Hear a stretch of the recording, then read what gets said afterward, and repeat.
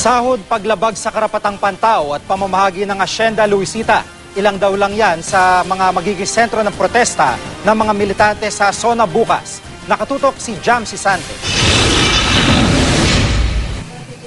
Pinoy Q ang tawag ng Bayan Muna Party List Group sa effigy na gagamitin nila sa rally para sa SONA bukas. Pinangakuan tayo noong 2010 na dadalhin tayo sa daang matuwid, mas magandang kinabukasan. Sa panahon niya, mas naging worst yung kahirapan eh.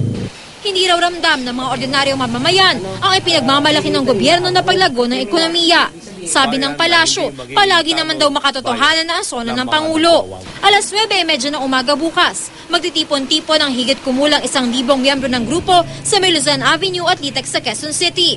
Kabilang sa mga isusulong daw nila ang dagdag sahod ng mga manggagawa, mabilis na aksyon sa mga paglabag ng karapatang pantao at agarang pamamahagi ng Hacienda Luisita. Kasama rin sa programa bukas ang iba pang militanteng grupo.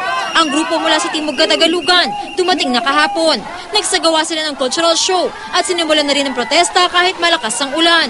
Panawagan nila kay Pinoy, pakinggan daw ang mga simpleng mamamayan. Jam Sisante, Nakatutok, 24 Oras.